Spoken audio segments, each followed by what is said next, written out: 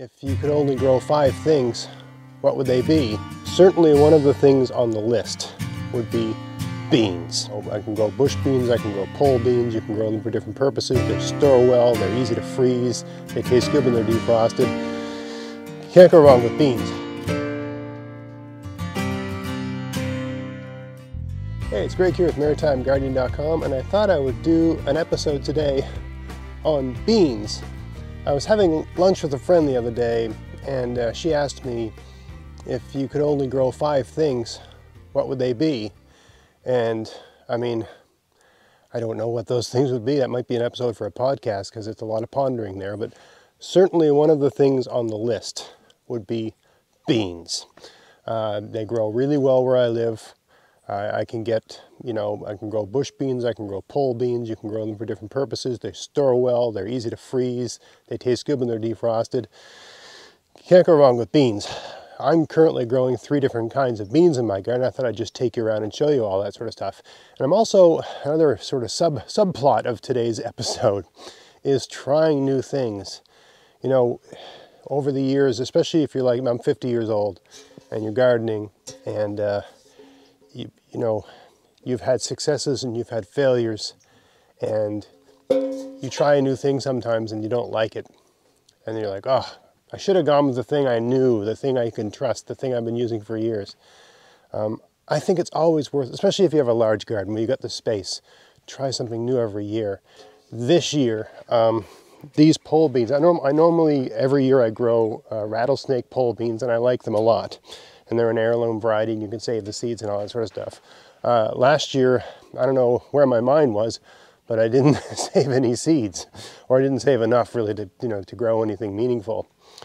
So I tried a new type of pole bean. These are called Vortex, and got these from my sponsor, the show sponsor of SC Seeds. But they're this long, skinny bean, right? I gotta say, I am so happy with these. I can't remember if these are open pollinated heirloom or if they're a hybrid. They grow so vigorously, and I don't know, I'll put it up on the screen when I'm editing the video. But these are delicious. They grow really well. I mean, this post is 8 feet high, but I mean, they haven't grown higher because they got nothing else to grab. They go all the way up this and further and further. I'd say some of these plants are 12 feet high right now, right? If you were living in an ideal place where you could just keep sending them up, I'm sure you could, right? So they're incredibly vigorous. The germination rate was good. These worked out great. So I think I'll pick some of these and just talk while I pick them. You're growing pole beans. The first ones come near the bottom, and it's easy to miss them. And it's important to pick, and this is for people that haven't done this before. And I'm going to talk about everything I can think of when it comes to growing pole beans. It's important to pick all the beans that are ready, because you don't want the plant thinking it's done its job in preparing seed, right? You want the plant to your plant's trying to make seeds. That's what the beans are from the plant's point of view. And you want to keep telling the plant, no, you need more seeds. And you do that by killing its babies, right? By taking these. But it's really easy to miss the ones that are down near the bottom. And the first ones will come earlier than you think. And there'll be more of them than you think. So you have to be diligent in getting them all. And even now, there isn't a lot up high. I mean, there's some beans forming up high, but they're still not, they're not fully sized. All the beans seem to be down below here. This is a great job for, and I, in terms of how often should you pick them, my general rule is you go out and pick them every 2 days. See, I got one here, it's just not quite big enough to pick. But yeah, every 2 days, and you do a very thorough picking. When I send my kids out to pick them, what I tell the kids to do is, okay, you go on this side, you go this way. you know, like basically I have one kid on each side. And then when they're finished their side, I get them to switch sides and check over the side of the, I have two kids, check the side of the other kids but going in the opposite direction. So if my son harvested in this direction, on this side, and my daughter will just check it over going this way, right? Because they're not experienced pickers, right? So they need that sort of oversight, right? Kids miss a lot of stuff, and it's really important to get all the beans that are ready off so that the plant doesn't shut down. The plant stays productive, right? You can get a lot out of it. I mean, I grow bush beans and pole beans. If you have a really good summer, you can get a whole lot of beans off these pole plants. I mean, if I lived somewhere hotter, I would just grow pole beans. And these are, I mean, I'm calling these pole beans, but these are the ones, these are what they call snap beans. These are ones that you eat, you know, you eat them with the pod. You don't, you know, I'm sure you could dry these and take the seeds out, but that's not the purpose of growing these. You're eating the whole thing, which is how I eat my beans. I don't grow beans to save the seeds for making brown beans and stuff like that. I mean, that's not a bad idea. It's something I do if, you know, the world, if things were more dire, and that, you know, it's a great way to secure food, I suppose. If food security was a real issue for me, I would do that as well. And I do like baked beans and that sort of thing. We eat a lot of them, but yeah, I don't bother with that because it's just more work to do all that. But it's another great way to, I mean, basically if I had to survive off of beans, I would grow more varieties, and I would grow varieties of pole beans that give you dried beans, for sure. Like cattle beans basically is what I'd probably grow. Something like that you can dry and keep, and you know, I would definitely do that. That'd be top of the list because they grow so well here, they grow so quickly. Now you might ask how I planted this, and to tell you the truth, I can't remember if I did a single row or a double row. I'm pretty sure I did a double row. I put the trellis in the ground, and then I just planted a row of beans on each side. Each plant was about, I don't know, 3 inches away from the next. So I mean, just so you get a sense of what I'm getting here, I picked, 2 days ago, I picked everything I could see that was ready. Everything, right? And yeah, today I'm just getting so much out of this plant. And we haven't even looked at the other beans. We're going away this weekend. We're going, staying at a friend's cottage for a couple days, just, you know, doing some swimming, having some hamburgers, you know, that sort of stuff. Sort of things you know, was more normal before COVID.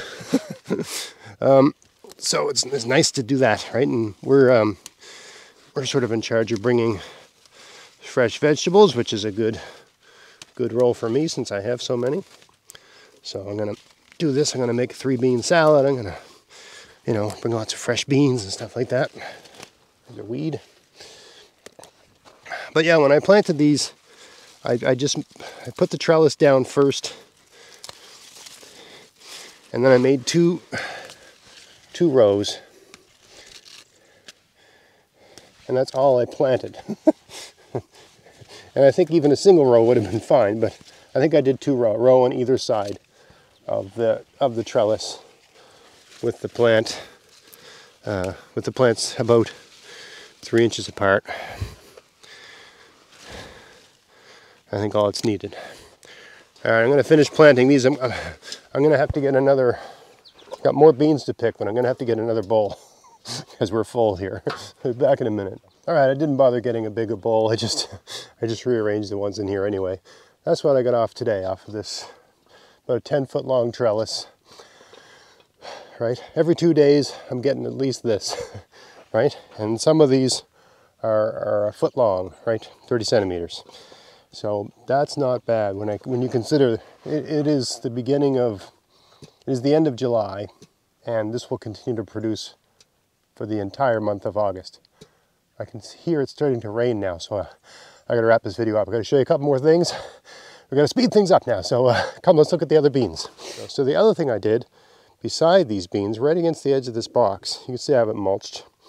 Now I'm kind of short on mulch this year, so I actually bought some, I don't know, like beddings for chickens or something like that at a farm store. It was not cheap, but you can do, no, and I still have some left over here, but you can do probably 3 beds with one of these, you know, compressed bags of this stuff.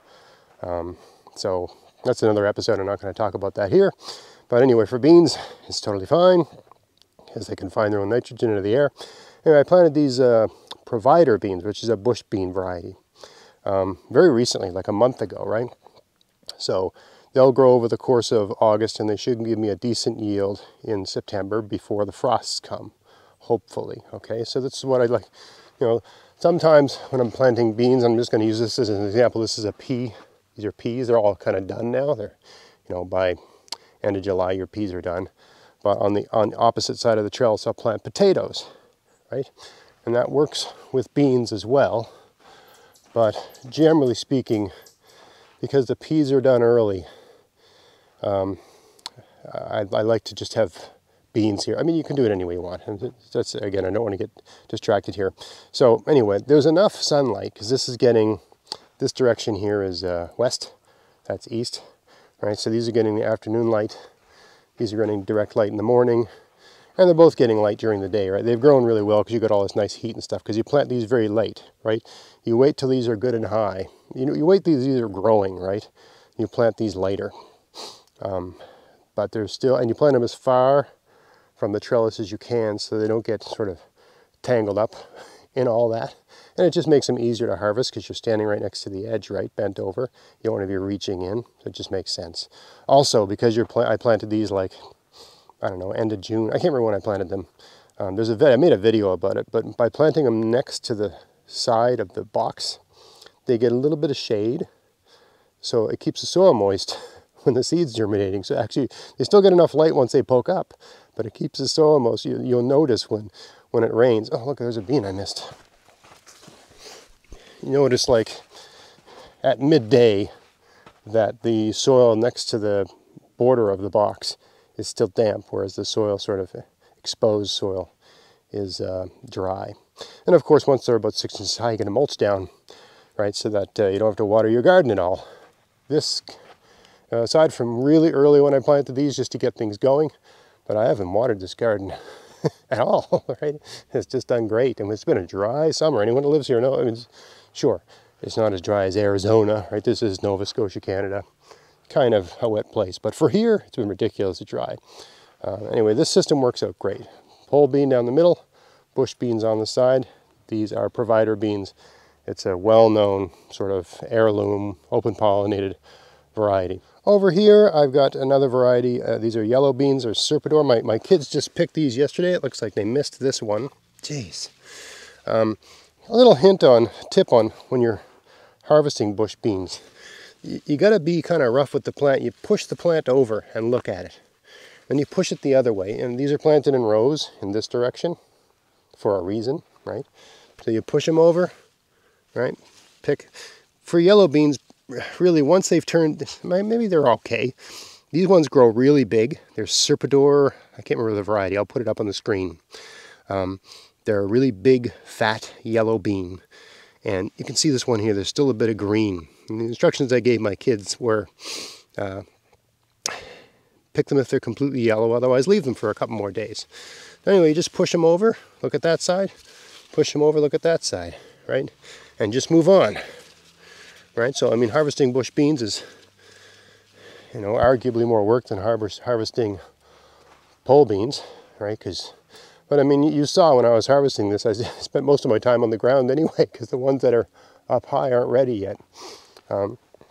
This bed here, these aren't as big and as lush as bush beans can get, because they're right next to this edge here, and it's just not a good, the spot doesn't get good sun, right? But we're still getting a yield. So, I mean, none of the beds here perform particularly well because it's a bit shady here. But, you know, as long as you plant things early enough, you still get something out of them. It's a great spot for potatoes. These ones are all ready. But anyway, I'm still getting, you know, basically every 2 days where we got enough of these to have a meal, right? So the kids picked them yesterday, and that was one of the veg portions of our meal.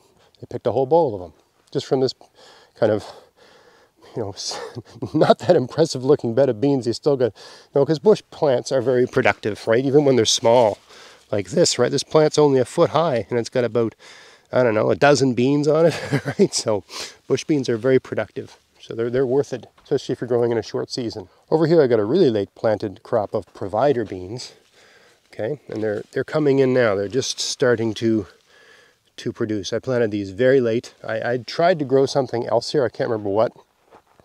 It didn't germinate, and I waited and waited and waited and waited, and it just didn't happen. I think I tried to grow parsnips here, as I recall.